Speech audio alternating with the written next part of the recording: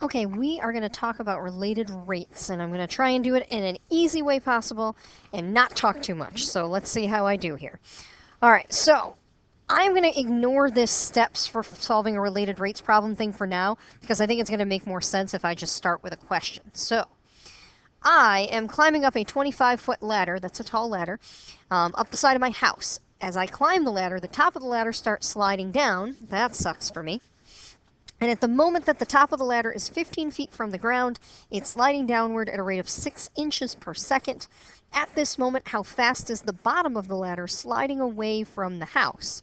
Fantastic. So, let's talk about the situation here. So, I have a ladder.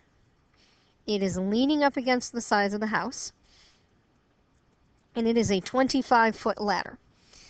At the moment that the top of the ladder is 15 feet from the ground, it's sliding downward at a rate of 6 inches per second. So the first thing is, when you're dealing with context, make sure you pay attention to your units. So this thing is sliding down at 0.5 feet per second. At this moment, how fast is the bottom sliding away from the house? Okay, so basically what's happening here is this ladder is sliding, it's sliding down in this direction and out in that direction, and hard as it may be to believe, those do not have a constant or equal value because the sides of a triangle, well, a right triangle anyway, are all bound by the laws of Pythagorean theorem. So I'm going to write down Pythagorean theorem. All right, a squared plus b squared equals c squared. But I'm not just interested in the lengths of the sides. I'm interested in the lengths of the sides as time changes. So now I'm going to let time change. I'm going to let delta t come into play and figure out the rate of change of a, b, and c with respect to t. And in calculus, the rate of change really is synonymous with the derivative. I am going to take d dt of both sides. And if you look up at the top of the page, it says related rates, which is what we're doing, are really implicit differentiation. And that's what I'm doing here. So if I take d dt of a squared, the derivative of a squared is 2a, but I was supposed to take the derivative with respect to t, so I have to also multiply by dA dt because of the chain rule. Pardon the bell. Then the derivative for b squared would be 2b db dt and 2c dc dt. Okay, now here's the hard part. I just went from having 3 variables to technically having 6. 1, 2, 3, 4, 5, 6. Okay, well, I should probably identify what those are. So I'm going to call this side A, call that side B, and this side C. And so now it says, I have all this stuff. Now, God, what am I trying to figure out? How fast is the bottom of the ladder moving away? Okay, well, that would be the change in side B. That would be dB dt. This is what I'm trying to solve for. So hopefully I can fill everything else in with a number. So let's see if I can do that. 2a. A would be the length of side A. That's 15. Yay. dA dt, that's the rate of change of side A. There's the bell again. Rate of change of side A. A is decreasing at a rate of 1/2 foot per second, so dA dt is negative 0.5 plus 2b. Don't know what that is. But didn't we just say that the 3 sides of a triangle are all bound by Pythagorean theorem? So I have 15 squared plus b squared equals 25 squared. And then somebody's saying, wait, that's a 3, 4, 5. You're right, it is a 3, 4, 5, making b 20. dB dt is what I'm looking for, so I'm happy to leave that alone. 2c, c is going to be the length of the hypotenuse, which is 25. And dc dt is the rate of change of the hypotenuse. And if I want the rate of change of the hypotenuse, that means the rate of change of the length of the ladder. Now, fortunately for me, we can assume that the ladder isn't collapsing in on itself as I fall, because then I'd have a whole other set of problems. So we're going to assume that this ladder is just a big wooden ladder. It doesn't have any, collapsibility to it. I don't think that's a word, but it is now. So dc dt is 0. The rate of change of the hypotenuse is 0. Cool. Now I have to find dB dt. So 40 dB dt, let's see, plus this is going to be 2 times negative 0.5 is negative 1, so that's going to be negative 15. And this is 0. So if I solve for dB dt, I'm really just going to get 15/40, which is 3/8, which if you really want it is 0.375. All right, so, well, what's that? It says at this moment, how fast is the bottom of the ladder sliding away? 0.375. Give units of measure.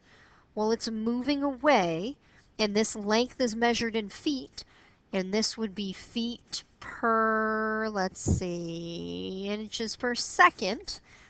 And you want to do exactly what I just did there, relook at everything.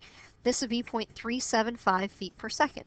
In other words, when this is coming down at a half a foot per second, this is only moving out at 0.375 feet per second. Okie dokie. All right, let's do another one. Steven Strasberg is running from first base to second base at a speed of 18 feet per second. For those of you who are baseball fans, he's a pitcher, so he's pretty lucky to be on first base at all. But Strasberg's running from first to second at a speed of 18 feet per second. There are 90 feet between the bases. How fast is the direct distance from Strasberg to home changing when he's 10 feet from second base? Okay, so let's draw it. Here's my baseball diamond.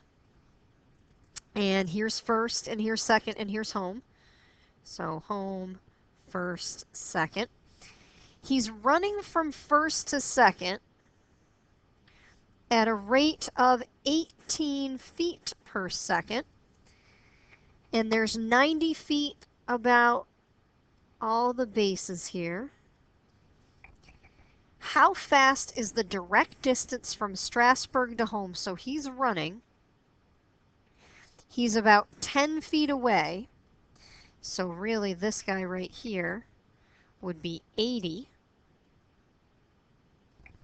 How fast is this distance changing is what we're asking. All right, well, look at that. I've got another right triangle. That's great. So if I have a right triangle, it's bound by the laws of the Pythagorean theorem, which means its rate of change is also bound by the Pythagorean theorem. I'm going to take d dt. So I have 2a dA dt plus 2b dB dt equals 2c dc dt. All right, so now I got to label all these variables here. So let's see. I'm going to call this side A, I'm going to call this side B, and this side C. That's fine. Let's see. 2A, which is 90, dA dt. dA dt is the rate at which the distance from home to first is changing. Well, unless Steven Strasberg picked up first base and started running with the base, I don't think this length is changing at all. So dA dt is 0. Then 2b, let's see, b is this 80 right here. And dB dt is this rate of change, which we said is 18 feet per second. He's running away from first base, so that's an increasing distance, so it's a positive 18, equals 2c, and dc dt is what I'm looking for. So let's see if we can find c. Well, it's the hypotenuse. So c is really just going to be 80 squared plus 90 squared is c squared. So I'm just going to square root that. So let's see, 80 squared plus 90 squared square rooted. I'll get my calculator. Okay, let's see here. So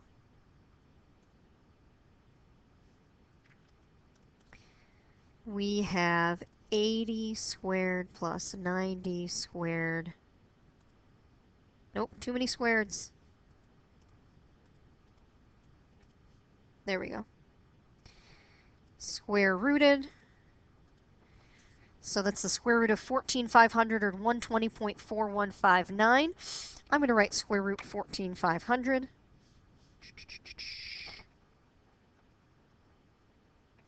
So then if I want to find dc dt, that's 0. So dc dt is 2 times 80 times 18 divided by 2 times the square root of 14,500. And that's going to be, let's see, 80 times 18 divided by that guy. 80 times 18. Sorry that my calculator doesn't work here. Divided by that square root guy. Nope. My calculator obviously hates me.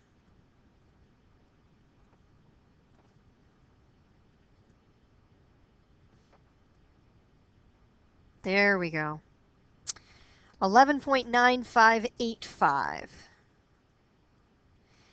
As long as you have 3 decimal places, you're good. And let's see, I need units of measure again, so that is feet per second. All right, I'm going to stop here at number 3. So this is our last one for the video. Let's see, we have to take pictures of a rocket taking off from a landing pad. You place a camera on the ground 800 feet away because, you don't want it to get engulfed in flames. And so I have a rocket, and I can't draw, so we're just going to, have a rocket here. Look at that. Doesn't look anything like a rocket. But here's a rocket, and it's taking off, and 800 feet away here, I have a camera. I'm fancy. Look at that camera. And let's see, it's on a tilting tripod so that the camera can tilt to follow the rocket's path as it soars into the sky. Okay, so it's on a tilting tripod, and it's following this, and it's changing this angle. All right, so we'll call that theta. And let's see, it says if the rocket's moving at a speed of 300 feet per second, when it's 950 feet higher than the tripod, so we mean 950 feet higher than the camera there, what should the angular speed of the camera be to follow the path of the rocket? Okay, so it's tempting to do a squared plus b squared equals c squared because I've got another right triangle, but the problem is a squared plus b squared plus c squared doesn't have theta in it. So I can't do that. I need something with a theta in it. So how are angles and right triangles related? By SOHCAHTOA, of course. So if I look at this situation, I have an angle here and I have its opposite and adjacent sides. So I have a tangent situation. So tan theta, I'm going to call this A and this B. Tan theta equals A over B.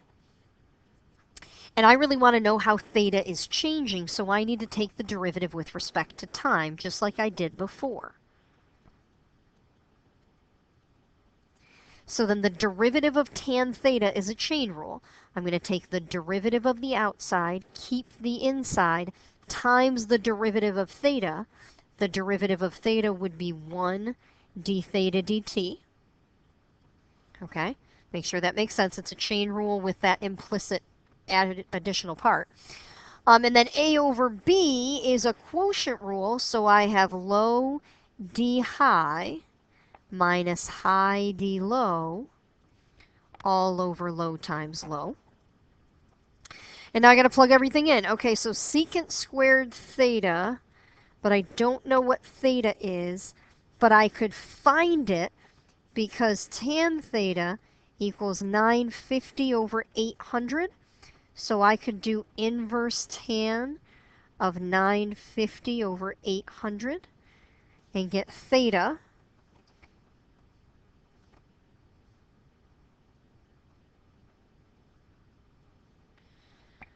Oops, I didn't want that parenthesis in there.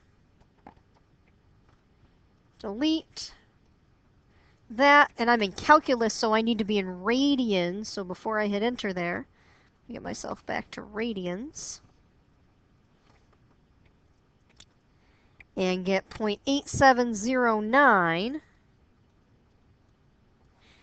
And so I have secant squared 0.8709 d theta dt equals b 800 dA dt 300 minus a 950 dB dt, which is the rate of change of the camera with respect to the launch pad. Well, I'm not moving there, so that's 0, over b squared, which is 800 squared. Okay, so then I have to get d theta dt alone. So I'm going to divide both sides by secant squared. Hopefully some of you are going, Mrs. Pepper, you don't have to divide by secant squared. I know that. You know why I know that? Because dividing by secant squared is the same as multiplying by cosine squared. So this is really, well, if I take this guy, that's going to go away, and one of these 800s will cancel with that. And so this is just really 3/8 cosine squared 0.8709. Right, right. So then d theta dt is 3/8 times the cosine of the answer squared. 0.15559.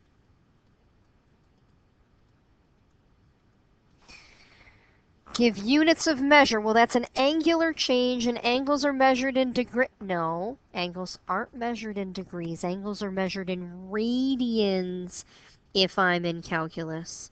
So this would be radians per second. And if you really want an idea of how fast that's moving, you could convert it into degrees if you wanted to. Okay, so I am going to stop talking now and give you a joke. And your joke today is, what do you call a line of rabbits moving backwards? A receding hairline. I know that one's really bad, so I'm going to give you a second one. The second one is, if you are ever applying for a job at a restaurant as a waiter, you can always tell the interviewer that you bring a lot to the table. I know that one's really bad too, so you get 2 for 1 bad jokes today. I'm done. I'm stopping. Bye.